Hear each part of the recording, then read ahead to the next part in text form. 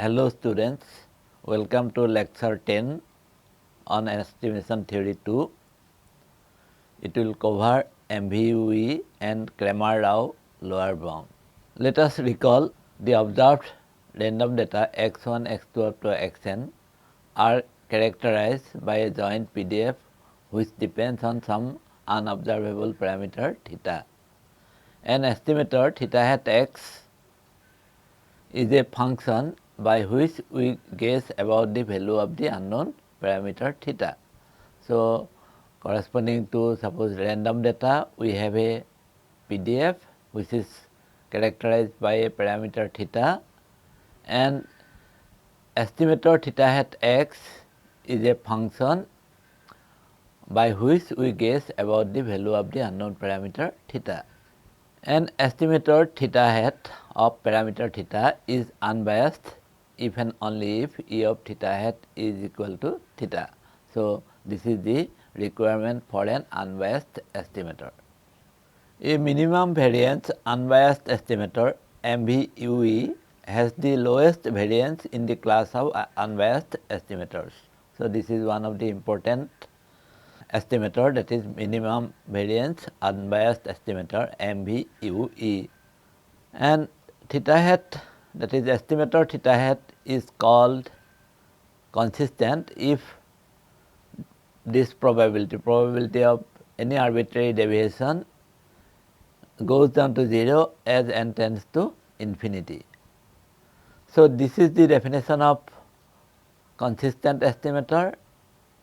Eventually, as we have more and more data, theta hat will be more and more close to theta. That is the interpretation of consistent estimator.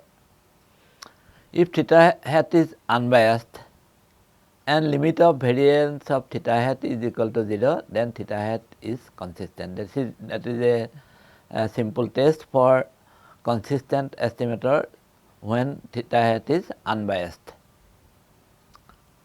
The mean square error MSE of an estimator is given by this. MSE is equal to E of theta minus theta hat whole square, and minimizing the MSE is an important estimation criterion.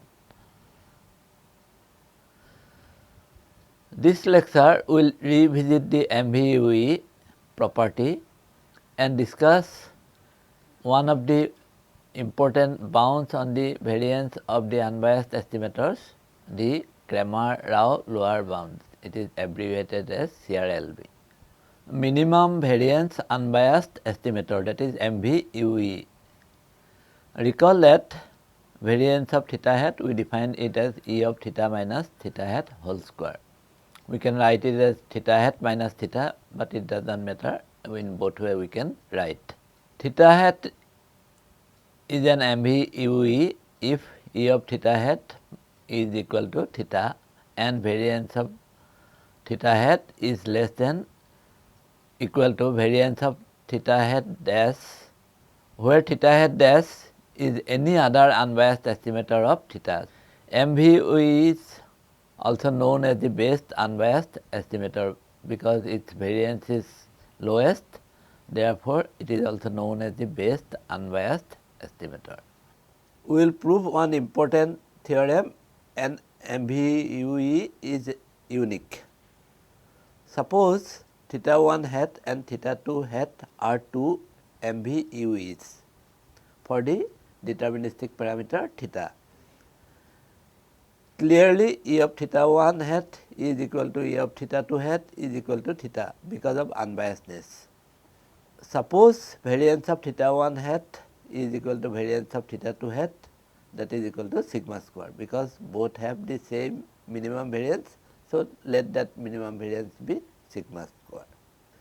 Assume another estimator theta 3 hat, which is given by theta 1 hat plus theta 2 hat divided by 2.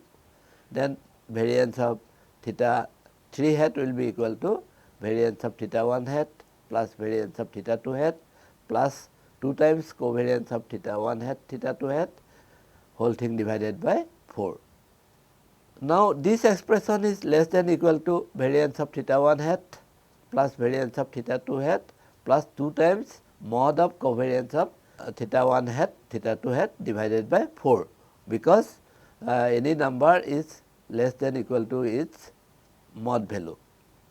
Now, we will apply the Cauchy-Schwarz inequality, then our expression, this expression will be less than equal to variance of theta 1 hat, variance of theta 2 hat plus 2 times square root of variance of theta 1 hat into variance of theta 2 hat, because the magnitude of the covariance of theta 1 hat, theta 2 hat is less than equal to square root of variance of theta 1 hat into variance of theta 2 hat. This expression is now equal to sigma square plus sigma square plus this is sigma square, therefore, plus 2 sigma square divided by 4, which is equal to sigma square. Therefore, what we have established that variance of theta 3 hat is less than equal to sigma square, but it cannot be less than sigma square because minimum variance is sigma square. Therefore, variance of theta 3 hat is also equal to sigma square. And if I substitute this value in this expression, then we will get that covariance of theta 1 hat, theta 2 hat is also equal to sigma square.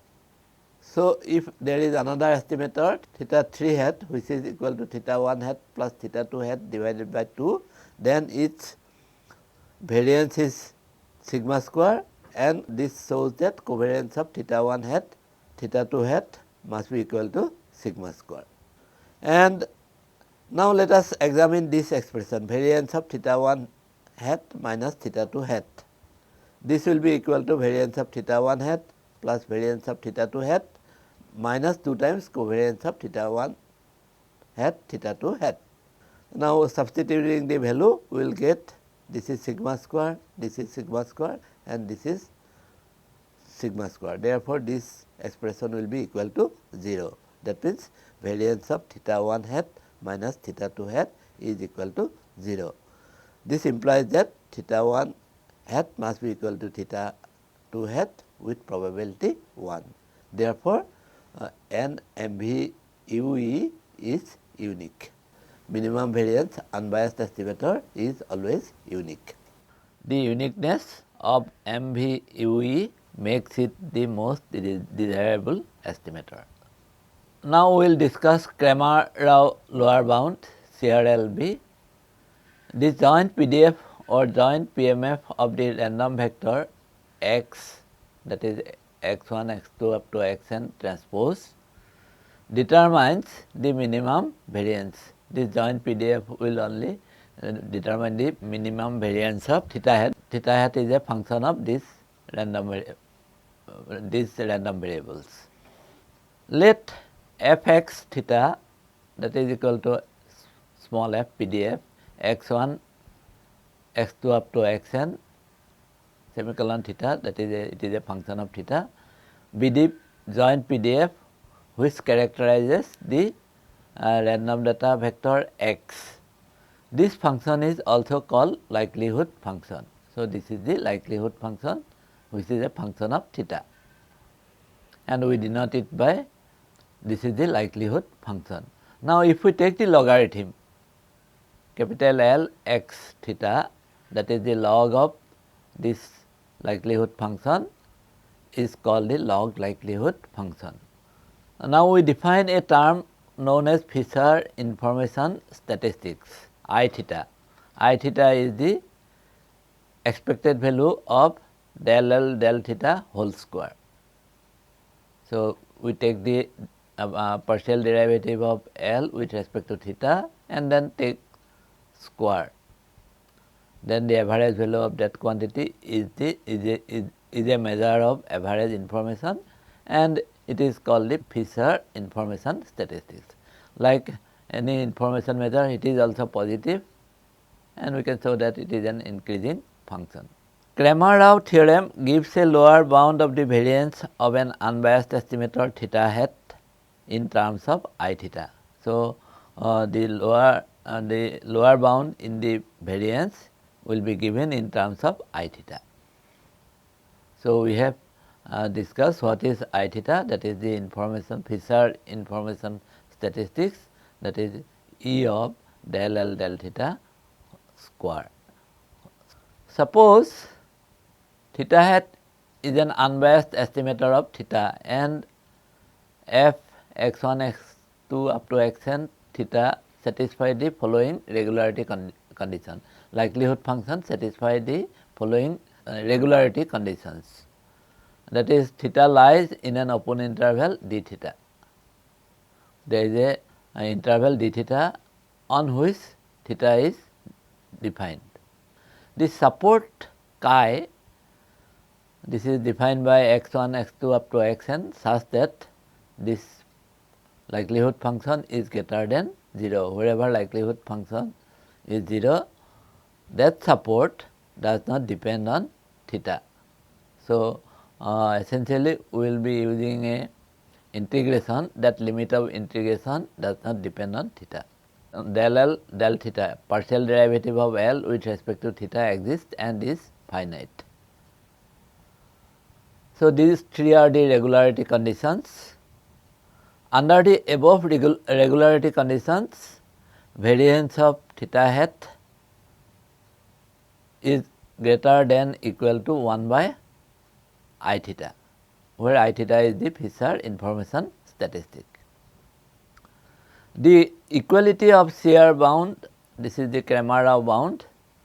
The equality of shear bound holds if del L del theta is equal to scalar multiple of theta hat minus theta, where C is a constant scalar. It may be a function of theta, but it does not involve theta hat. So, these regularity conditions are fairly general, it is not very restrictive, and under these regularity conditions, Cramer Rao theorem is variance of theta hat is greater than equal to 1 by I theta. The equality holds when the partial derivative of log likelihood function can be written in this form, C into theta hat minus theta. We will try to prove this theorem.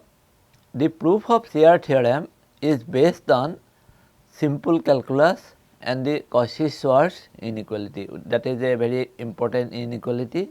We have discussed about this earlier, and this inequality is given by inner product. This is inner product, magnitude of the inner product square is less than equal to norm of A square into norm of B square, where equality holds when A is equal to C times B, where C is any scalar. So, this is the statement of Cauchy-Schwarz inequality. In the case of square integrable functions on the real line, we can apply this CS inequality, Cauchy-Schwarz inequality, to get this relationship, that is integration from minus infinity to infinity f1x into f2x dx whole square. This must be less than equal to integration minus infinity to infinity f1 square x dx, integration minus infinity to infinity f2 square x dx. So, this is the Cauchy-Schwarz inequality in terms of two functions. So, here this inner product is defined in terms of this integration and norm is defined by this integration. So, that way this is the result we get, and this result we will be using for deriving the Cauchy-Schwarz inequality. Also, in the case of two functions, the equality, that is this quantity will be equal to product of this only when one function is a scalar multiple of the other function. Now, we will prove this theorem. Theta hat is an unbiased estimator of theta. This expression, actually this is E of theta hat minus theta must be equal to 0. So, that if we write in terms of the definition, so we will get integration minus infinity to infinity theta hat minus theta into f of x theta dx is equal to 0. This dx is a vector. So, therefore, this integral, actually this is a multiple integral. So, we have suppose n variables x1, x2 up to xn, then this is a n-fold integration. Now, since the limits of integration do not involve theta, we can take this partial derivative inside. Here it was outside the integration, now we can take it inside. Del theta of theta hat minus theta into f x theta dx, that must be equal to 0. This x is a vector here. Now, since this is a product of two functions, we can apply the product rule and we will get integration minus infinity to infinity theta hat minus theta into partial derivative of f x theta with respect to theta into dx. Now, theta hat minus theta will have a partial derivative minus 1, that way minus integration minus infinity to infinity f of x theta dx must be equal to 0. So, this is just applying differentiation, we get this. So, we will take this quantity right hand side, so that way it will become positive, and then also I note that this integration is equal to 1. Therefore, this quantity integration theta hat minus theta into del del theta f of x theta dx, that must be equal to 1. This result is very important for us. Now, we have established that integration minus infinity to infinity theta hat minus theta del del theta f of x theta dx, that is equal to 1. This is, suppose we call this expression as 1. Note that this partial derivative del del theta of f x theta, that is equal to, we can write in terms of log likelihood function like this, log of del del theta of f of x theta into f x theta. So, this will be same as this quantity, because 1 by f x theta will come, and that and this will get cancelled. So, that way this expression can be rewritten as this. So, that del theta of f x theta is same as del l x theta del theta into f x. So, this is a one important derivation. Therefore, this expression 1 can be rewritten as now integration minus infinity to infinity theta hat minus theta into del l x theta del theta into f x theta dx is equal to 1. So, this is the modified form of this equation. Our aim is to apply the Cauchy-Schwarz inequality to the left side of this expression. So, that way we first square it, this expression if I square, then also this will be equal to 1. Now, we have to write it as a product of two functions, and since this quantity is greater than equal to 0, we can take the square root, and that way we can write it in terms of two functions. One is theta hat minus theta into root over f x theta, and other one is that partial derivative of l x theta into square root of f x theta dx. So, that way we have two functions now. So, this expression is rewritten as integration minus infinity to infinity, integration from minus infinity to infinity of theta hat minus theta into root over f x theta into del del theta of l x theta into root over f x theta dx whole square is equal to 1. So, we have now two product of two functions. Suppose if I call this as A, this is, suppose this is equal to A vector and this is B vector, this part is B vector, this part is A vector and this part is B vector. Then we can apply the CS inequality. So, therefore, this is the inner product of two functions square. So, that way this square must be less than equal to, if I consider the individual function, norm of individual function, this will be integration minus infinity to infinity theta hat minus theta whole square. This is theta hat minus theta whole square, and this is square root of f x theta. Therefore, squaring we will get f of x theta dx. So, this is first term, first norm square, and norm of the second function square will be integration from minus infinity to infinity del L del theta whole square into f x theta dx. So, by definition, this is the variance of theta hat, and this part is the Fisher information statistics. So, variance of theta hat into I theta. So, this because this expression is equal to 1, therefore, 1 must be less than equal to variance of theta hat into I theta. So, from this now we will get that variance of theta hat is greater than equal to 1 by I theta. So, thus we have variance of theta hat is greater than equal to 1 by I theta. The equality will hold when one of the function, that is suppose first function del L x theta del theta into root over f x theta, that must be multiple of the other function c times theta hat minus theta into root over f x theta. That is the condition for equality in the case of Cauchy-Schwarz inequality.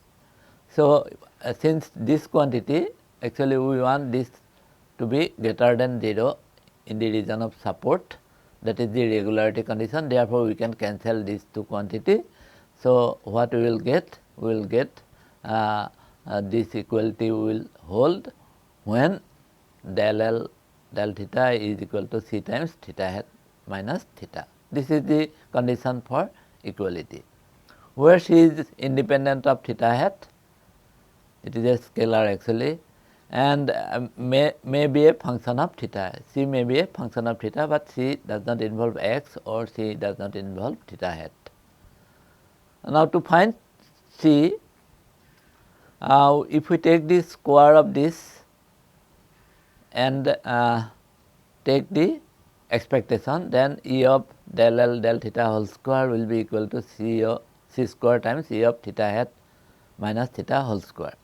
So, that way c square will be equal to this divided by this, E of del L del theta whole square divided by E of theta hat minus theta whole square.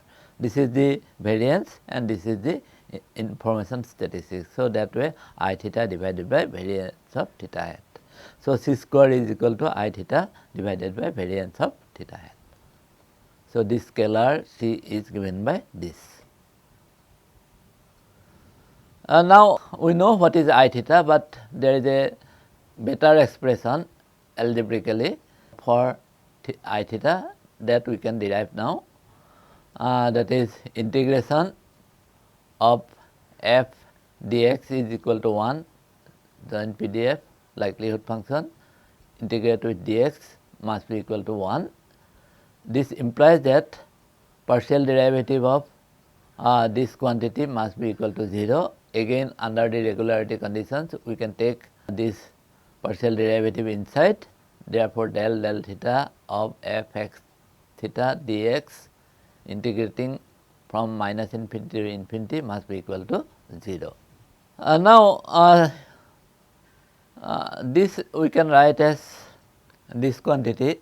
This quantity now we can write in terms of log likelihood function. So, that way del, so integration minus infinity to infinity del L del theta into f dx, that must be equal to 0. This is the expression we get from here just by writing this expression in terms of log likelihood function as we did earlier.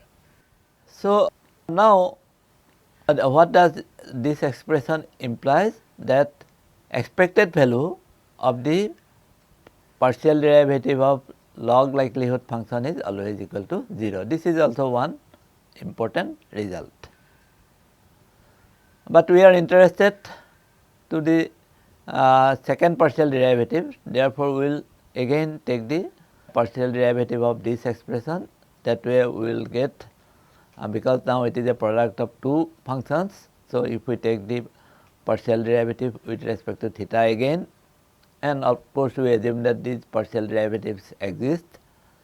So, second order partial derivative of L with respect to theta into f x theta, that is the first term, plus again this term is into partial derivative of this. So, now this again we will be writing in terms of log likelihood function. That way we will get this squared here into f x theta dx. Okay. So, from this expression now, if I consider this is nothing but the expected value of this quantity, and if I consider this is the expected value of this quantity. Okay. So, that way what I get is that, because I know that expected value of this quantity is the information. So, therefore, I theta is equal to E of this quantity, and that must be equal to, if I take this quantity right hand side, it will be negative. So, that way minus E of del square L del theta square. So, minus E of del square L del theta square. So, that way this information statistic I theta can be expressed in terms of the second order partial derivative, that is the average value of the second order partial derivative with a negative sign, and compared to taking the square of the partial derivative and then expected value, this expected value is easier to compute. So, therefore, we can write Cramer Rao lower bound for variance of theta is equal to 1 by I theta, that we have already established, that is equal to minus 1 by E of del square L del theta square. So, that way we can simplify this expression, and also we have established that CRLB is reached if this first order partial derivative del L del theta is equal to C times theta hat minus theta. So, this is the Cramer Rao lower bound given by this expression, and this CRLB is reached if this likelihood function satisfy this relationship. Let us make some important remarks. CRLB specifies the optimal bound that we can hope to achieve in terms of the variance of an unbiased estimator. It is an optimal bound. However, this bound may not always be achieved, that is we may not reach this bound. If theta hat satisfies CRLB, suppose we have an estimator which reaches CRLB, then theta hat is an MVUE, because its variance will be minimum. We cannot have variance lower than that.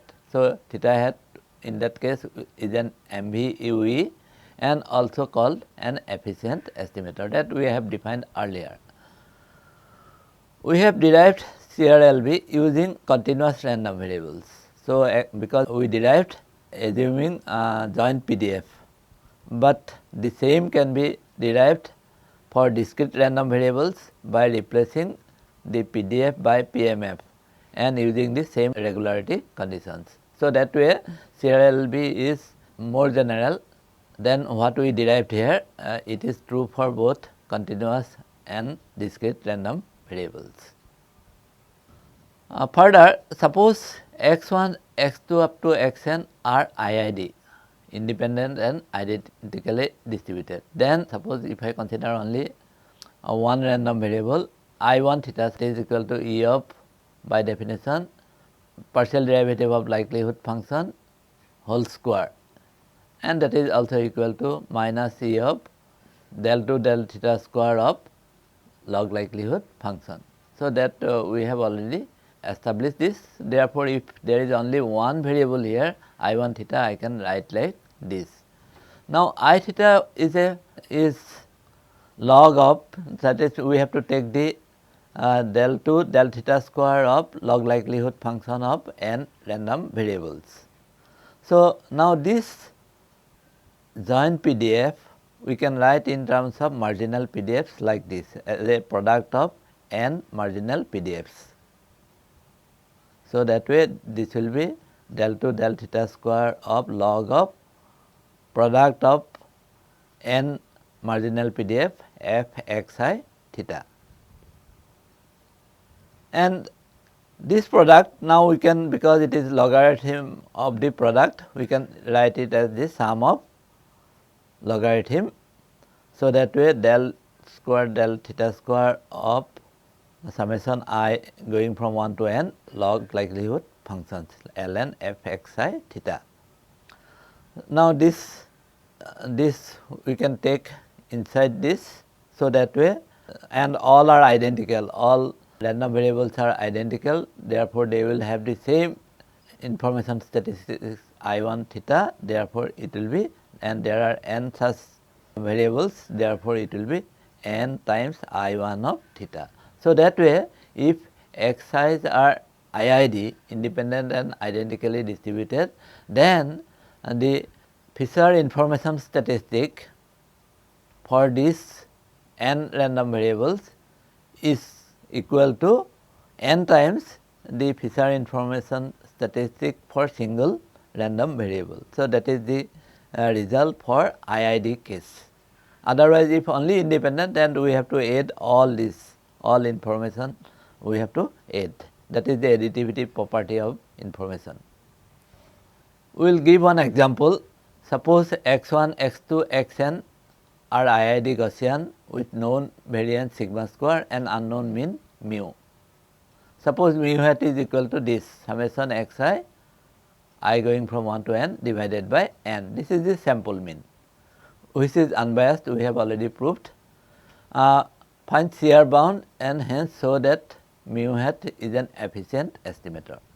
So, f is this is the likelihood function, log likelihood function for single variable it will be like this. We are taking the logarithm, therefore, it will be minus of this, because here 1 by is there, and then minus half of x1 minus mu by sigma whole square. Now, we have to take the second partial derivative. So, only this term will involve x mu, therefore, we take the first partial derivative and then again the derivative, we will get this is equal to minus 1 by sigma. And therefore, second order partial derivative del 2L del mu square will be equal to minus 1 by sigma square, because this expression only involves mu. If we take twice derivative, then it will be, so mu will not be there. So, it will be simply 1 divided by sigma square. So, therefore, I1 theta, if I consider only one random variable x1, then its information will be equal to 1 by sigma square. And since xi's are IID, therefore, I theta will be n times I1 theta, that is equal to n by sigma square. Therefore, CRLB Cramer Rao lower bound is equal to 1 by I theta, that is equal to 1 by n by sigma square, that is sigma square by n. So, this is the Cramer Rao lower bound. Same example we are considering. So, now again we consider this likelihood function, this is given by this, and if we take the log likelihood function is given by this. And now, let us take the first derivative, first partial derivative.